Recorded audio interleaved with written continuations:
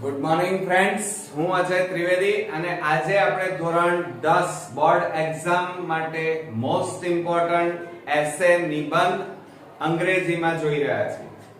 મિત્રો, ધોરણ 9, 10, 11, 12 ની અંદર આ નિબંધ મિત્રો ઘણીવાર પૂછાઈ ચૂક્યો છે અને આવનાર બોર્ડની એક્ઝામ અને સ્કૂલની એક્ઝામમાં પણ આ નિબંધ દર વર્ષે પૂછાય છે.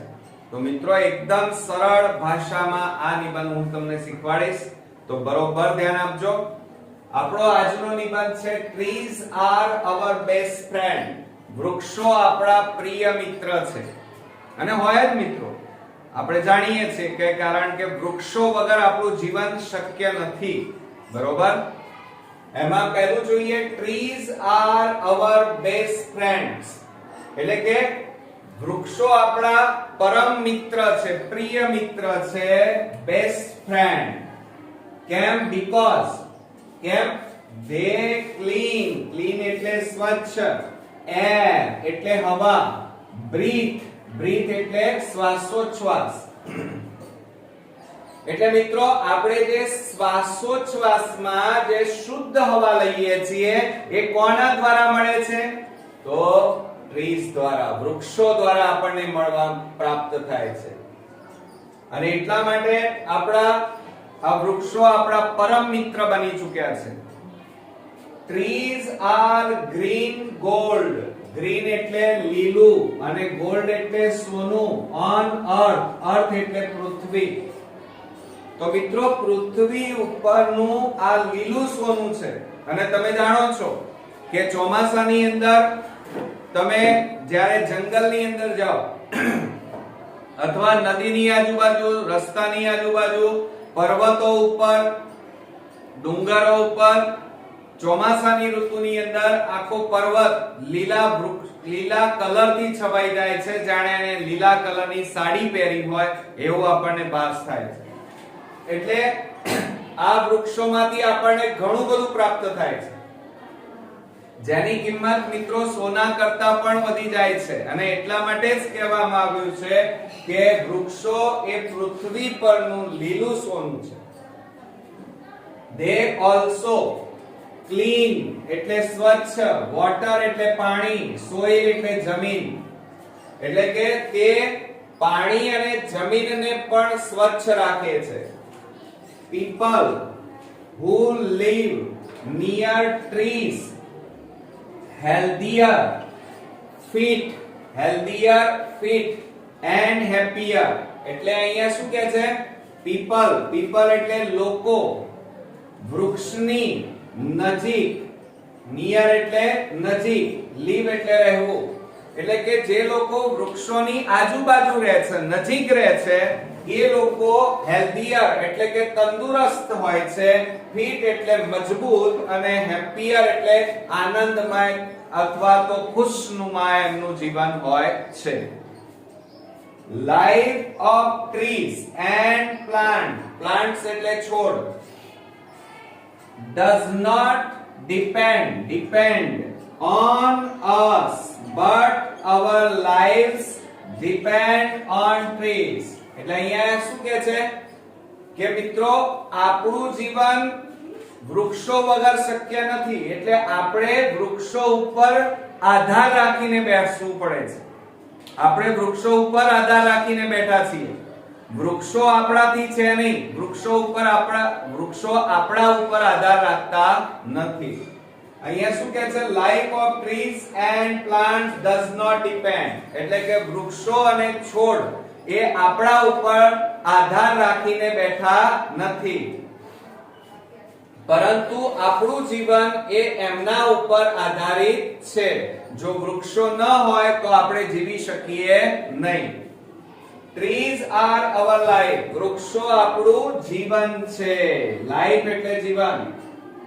there is no life without trees. એટલે કે વૃક્ષો વગર, without એટલે વૃક્ષો વગર આપણું જીવન શક્ય નથી. trees give us oxygen to live. એટલે કે વૃક્ષો આપણને જીવવા માટે ઓક્સિજન વાયુ O2 આપણને આપે છે. એટલે કે વિજ્ઞાનમાં આપણે ભણ્યા છીએ કે આપણે શ્વાસમાં કયો વાયુ લઈએ છીએ? ઓક્સિજન. અને આ ઓક્સિજન જો આપણને પૂરતો ન મળે તો આપણે મૃત્યુ પામીએ. અને આ ઓક્સિજન કોણ આપે છે મિત્રો? આપણને વૃક્ષોમાંથી પ્રાપ્ત થાય છે. They give shelter, shade from sunlight. Sunlight એટલે સૂર્યની ગરમી. અને rainfall એટલે વરસાદ. shelter એટલે છાંયડો, shade એટલે છાપરું. એટલે કે સૂર્યની ગરમીમાં એ ગરમીથી બચવા માટે આપણને વૃક્ષો છાંયડો આપે છે અને એ છાંયડામાં આપણે ઠંડક અનુભવીએ છીએ. અને વરસાદ જ્યારે પડે ત્યારે વરસાદથી બચવા માટે આપણે ઘટાદાર વૃક્ષની નીચે આપણને ઊભા રહીએ છીએ એટલે પલળી જતા નથી. એટલે આપણને છત્રીનું અથવા શેડનું અથવા છાપરાનું કામ કરે છે. પછી they provide food. to eat એટલે ખાવું. તે આપણને ખાવા માટે શું આપે છે? ખોરાક આપે છે. Trees are our beauty. Beauty એટલે સુંદરતા. Our environment એટલે વાતાવરણ. આપણા વાતાવરણની સુંદરતા કોણ છે? વૃક્ષો. એટલે કે વૃક્ષો એ આપણા વાતાવરણની સુંદરતા છે. Trees process carbon dioxide. વિજ્ઞાનમાં ભણેલા છીએ carbon dioxide. And use sunlight એટલે સૂર્યપ્રકાશ. And to make their food એટલે ખોરાક. તો વૃક્ષો વાતાવરણમાંથી કાર્બન ડાયોક્સાઇડ અને સનલાઇટ એટલે કે સૂર્યના પ્રકાશનો ઉપયોગ કરી રાસાયણિક પ્રક્રિયા દ્વારા ફૂડ એટલે ખોરાક બનાવે છે. બરોબર? In this process they release એટલે મુક્ત કરવું. આ જે રાસાયણિક પ્રક્રિયા કરી એ પ્રક્રિયા દરમિયાન આ શું કરે છે વૃક્ષો? તો ઓક્સિજન વાયુ. રિલીઝ એટલે મુક્ત કરવું. Oxygen that every other animal need એટલે જરૂરિયાત. to live એટલે જીવવું. તો મિત્રો આપણે હમણાં જોયું કે વૃક્ષો કાર્બન ડાયોક્સાઇડ અને સૂર્યના પ્રકાશનો ઉપયોગ કરી ખોરાક બનાવે છે. આ રાસાયણિક પ્રક્રિયા દરમિયાન કયો વાયુ છૂટો પડે છે? તો વૃક્ષો ઓક્સિજન વાયુ વાતાવરણમાં મુક્ત કરે છે, રિલીઝ કરે છે. અને એ ઓક્સિજન વાયુ આપણે બધા પ્રાણીઓ શ્વસન ક્રિયામાં લે છે, જેના કારણે પ્રાણીઓ જીવી શકે છે. They bring peacefulness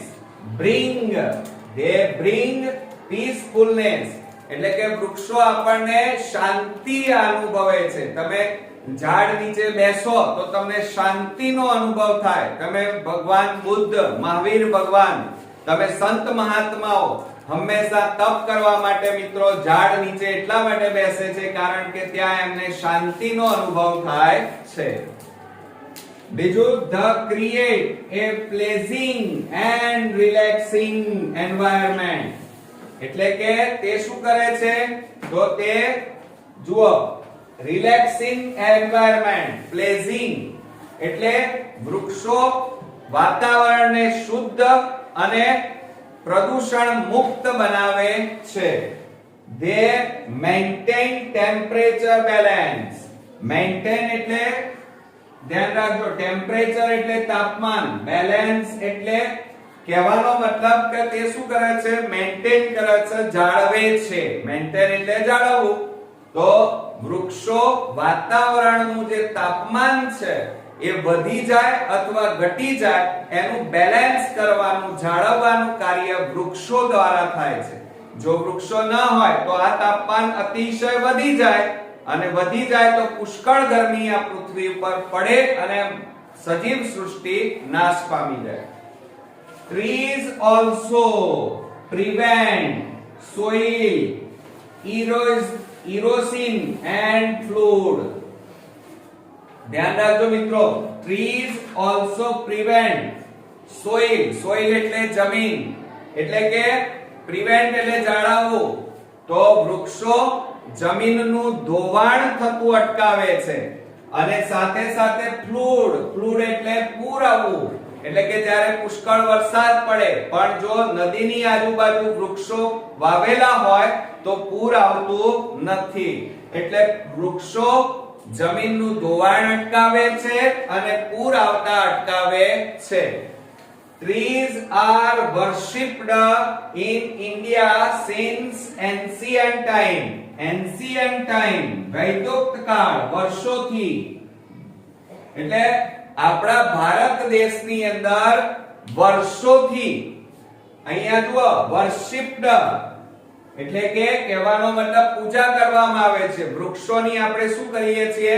વર્ષોથી, આદિકાળથી આપણે વૃક્ષોને ભગવાન સાથે, ધર્મ સાથે જોડવામાં આવ્યું છે અને એટલા માટે દરેક ના ઘરની આંગણે આપણે તુલસીનો છોડ જોઈએ છીએ અને તુલસીને આપણે ભગવાન તરીકે ગણીએ છીએ. પીપળો તમે જોયો હશે તો એની પૂજા કરવામાં આવે છે. તો મિત્રો આદિકાળથી worshipped એટલે પૂજા, ઇન્ડિયા સિન્સ એન્શિયન્ટ ટાઈમ એટલે કે વૃક્ષોની આદિકાળથી ભારત દેશમાં પૂજા કરવામાં આવે છે. હવે મિત્રો, they are a great source of food and the king of fruits. Mango also grow on trees. આપણે જાણીએ છીએ કે ફળોનો રાજા એટલે કેરી, અને આ કેરી આપણને વૃક્ષો ઉપરથી, ઝાડ ઉપરથી મળે છે, બરોબર? એટલે ખોરાક તરીકે આપણે આ કેરીનો ઉપયોગ કરીએ છીએ. વિશ્વમાં આપણી ગુજરાતની કેરી મિત્રો ખૂબ જ પ્રખ્યાત છે, કેસર કેરી. They are also the source of many medicines. Medicines એટલે દવા, source ઘણી બધી જગ્યાએથી વૃક્ષો માંથી આપણને દવા પણ પ્રાપ્ત થાય છે. તમે જાણો છો કે તુલસી, અરડુસી, આદુ, લવિંગ, તજ, આ બધા, નીલગીરી, કડવો લીમડો, મીઠો લીમડો, આ બધા એટલે આ બધી જે મેડિસિન, દવાઓ આપણને વૃક્ષોમાંથી પ્રાપ્ત થાય છે. They are good source of reducing એટલે કે શુદ્ધ કરવું, air એટલે હવા, water એટલે પાણી, and noise pollution એટલે કે અવાજનું પ્રદૂષણ, ધ્વનિ પ્રદૂષણ. તો મિત્રો વૃક્ષો આપણને ખોરાક તો પ્રોવાઈડ કરે છે, આપે છે, પણ સાથે સાથે એ હવા, પાણી અને ધ્વનિના પ્રદૂષણનું શુદ્ધિકરણ કરે છે, રિડ્યુસિંગ કરે છે. ત્યારબાદ they are the case of rainfall. Rainfall એટલે વરસાદ. તો વૃક્ષો ચોમાસામાં વરસાદને ખેંચી લાવવાનું કામ કરે છે અને જો વૃક્ષો ઘટી જાય તો મિત્રો વરસાદ અનિયમિત બની જાય છે. Trees purify. Purify એટલે શુદ્ધ કરવું, air એટલે હવા. તો વૃક્ષો હવાને શુદ્ધ કરે છે. They also filter our water naturally. એટલે કે વૃક્ષો આપણું જે ભૂગર્ભીય પાણી છે એ પાણીનું શુદ્ધિકરણ કરવાનું કાર્ય કરે છે. Trees support મદદ કરવી many life forms. તો આપણા જીવનને, આપણું જીવન એ વૃક્ષો ઉપર નિર્ભર છે અને આપણા જીવનને, પ્રાણીઓના જીવનને એટલે કે આપણા જીવનને વૃક્ષો મદદ કરવાનું કાર્ય કરે છે ઘણી બધી રીતે, જુદી જુદી માધ્યમ દ્વારા. They are the house for many birds. Birds એટલે પક્ષીઓ, reptiles એટલે જીવજંતુઓ, પતંગિયા, and animals એટલે પ્રાણીઓ, live on it or near it. એટલે આપણે જાણીએ છીએ કે વૃક્ષો આપણને તો ખરા પરંતુ સાથે સાથે ઘણા પક્ષીઓ, રેપ્ટાઇલ્સ એટલે જીવજંતુઓ, નાના નાના જે પતંગિયા છે એ બધા, અને તે ઉપરાંત ઘણા પ્રાણીઓનું રહેઠાણ છે. ઘણા બધા પક્ષીઓ વૃક્ષો ઉપર માળા બાંધીને રહેઠાણ બાંધે છે. રેપ્ટાઇલ્સ એટલે હજારોની સંખ્યામાં જીવજંતુઓ અને પતંગિયા જેવા નાના નાના જીવજંતુઓ આ વૃક્ષો ઉપર પોતાનું રહેઠાણ બાંધતા હોય છે. તે ઉપરાંત પ્રાણીઓ તો ચિત્તા જેવા પ્રાણીઓ મોટા ભાગે રાત્રિ દરમિયાન વૃક્ષો ઉપર સૂતા હોય છે અને તે ઉપરાંત ઘણા પ્રાણીઓ આ વૃક્ષની છત્રછાયામાં પોતે રહેતા હોય છે. એટલે વૃક્ષો આ રીતે પક્ષીઓ, જીવજંતુ અને પ્રાણીઓને એક આશ્રય સ્થાન પૂરું પાડે છે. They never ask anything એટલે and in return એટલે પાછું and their service આ જે આપણને મદદ કરે છે, સર્વિસ આપે છે, and the gift they give. They never ask anything એટલે કે આટલું બધું વૃક્ષો આપણને આપતા હોવા છતાં એના બદલામાં, રિટર્ન એટલે એની બદલામાં આપણી પાસે કોઈ ગિફ્ટ અથવા કંઈ પણ એ માંગણી કરતા નથી. Without them the survival of life on earth will become next to impossible. એટલે કે આપણું જીવન વૃક્ષો વગર આપણું અસ્તિત્વ, સર્વાઈવલ એટલે અસ્તિત્વ, આપણું જીવન વૃક્ષો વગર શક્ય નથી મિત્રો. We should not cut એટલે કાપી નાખવું, the trees at all, but if it is necessity એટલે જરૂરિયાત, એટલે કે આમ તો વૃક્ષોને કાપવા ન જોઈએ, પરંતુ કોઈ કારણસર આપણે ન છૂટકે વૃક્ષોને કાપવા પડે તો we should grow more trees too. એટલે કે આપણે જો ન છૂટકે વૃક્ષોને કાપવા પડે તો એની બદલામાં આપણે ઘણા બધા વૃક્ષો ઉગાડવા જોઈએ. Trees are our treasure, wealth, health and life.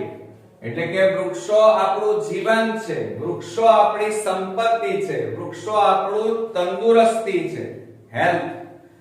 વૃક્ષો આપણી જે પ્રકૃતિ કહેવાય એ પ્રકૃતિ છે. અને we should encourage એટલે પ્રોત્સાહિત કરવું, encourage our friends મિત્રો, relatives સગા સંબંધી, and neighbors એટલે પાડોશી, to plant એટલે છોડ, new trees. એટલે કે આપણે આપણી આજુબાજુ જે પાડોશીઓ હોય, મિત્રો હોય, સગા સંબંધી હોય એ બધાને નવા વૃક્ષો ઉગાડવા માટે પ્રોત્સાહિત કરવા જોઈએ. I love trees હું વૃક્ષોને પ્રેમ કરું છું, વૃક્ષો આપણને પ્રેમ કરે છે. બરોબર મિત્રો?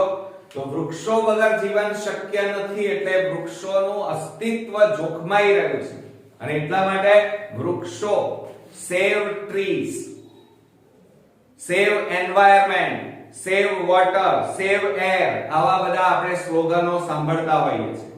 આ બધામાં મુખ્ય મુદ્દો એક જ છે, વૃક્ષો બચાવવા જોઈએ, વૃક્ષો જેમ બને એમ એને ઉગાડવા જોઈએ, ઉછેરવા જોઈએ.